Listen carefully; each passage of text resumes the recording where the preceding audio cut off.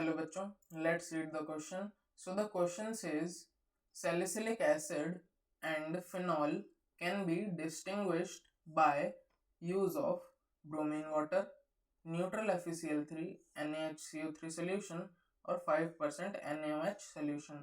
तो हमें इस क्वेश्चन में ये बताना है कि सैलिसिलिक एसिड और फिनॉल हमारे कैसे डिस्टिंग्विश किए जा सकते हैं, यानी इन चारों में से किसके द्वारा हमारे ये दोनों चीज़ें डिस्टिंग्विश की जा सकती हैं। तो सबसे पहले हम इस क्वेश्चन के की कंसेप्ट की बात करें तो इस क्वेश्चन का की कंसेप्ट होगा हमारा टेस्ट्स एंड डिस्टिंक्शन।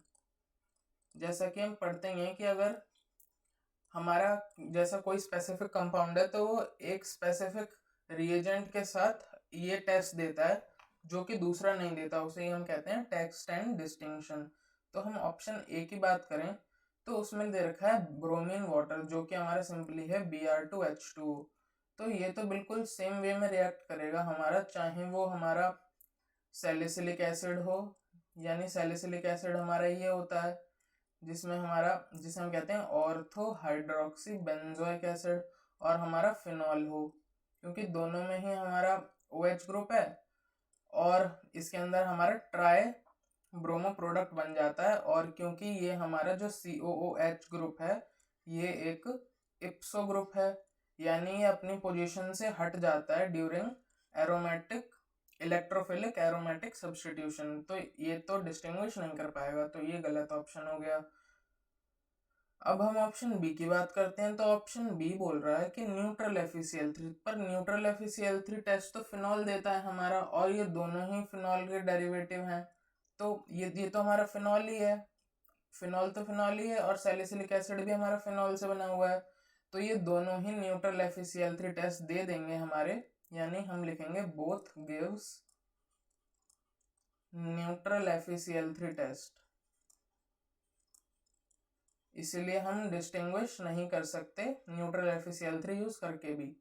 अब हम C 5% NaOH सोल्यूशन देखते हैं तो 5% NaOH सोल्यूशन चाहे हम सैलिसिलिक एसिड में डालें चाहे हम फिनॉल में डालें, दोनों में ही हमारा रेस्पेक्टिव फिनॉक्साइड बन जाएंगे, जिसकी वजह से हमारी हाइड्रोजन गैस एमिट होगी। जो भी हमारी थोड़ी सी हाइड्रोजन गैस एमिट होगी वो दोनों केसेस में होगी, तो नो डिफरेंस, तो इसीलिए हम डिफरेंशिएट नहीं कर सकते हैं 5% NaOH सोल्यूशन यूज करके भी। अब हम देखते हैं डी पार्ट के लिए, तो डी पार्ट में दे रखा है हमें NaHCO3 सोल्यूशन। तो जो NaHCO3 सोल्यूशन होता है ना वो डिस्टिंग्विश करता है हमारा एसिडिटी के बेस पे। अगर हमारा कोई भी कंपाउंड मोर एसिडिक देन, अगर हमारा कोई भी कंपाउंड ज्यादा एसिडिक होता है किससे, मोर एसिडिक देन H2CO3, यानी हमारा कार्बोनिक एसिड, तो वो हमारा CO2 रिलीज कर देता है अगर हम उसमें NaHCO3 सोल्यूशन डालते हैं तो। यानी अगर हमारा कोई कंपाउंड मोर एसिडिक होता है H2CO3 से तो इट गिव्स CO2 एफरवेसेंस, यानी CO2 के बबल्स आ जाते हैं, यानी हम लिखते हैं उसे it gives CO2 effervescence. CO2 के एफरवेसेंस आ जाती है यहाँ पर हमारी, ये किस केस में आएगी एफरवेसेंस, एफरवेसेंस आएगी हमारी in the case of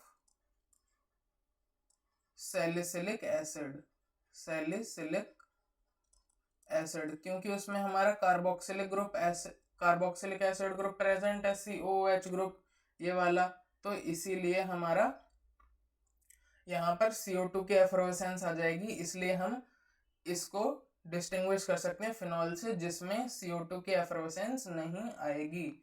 so the correct option should be option D.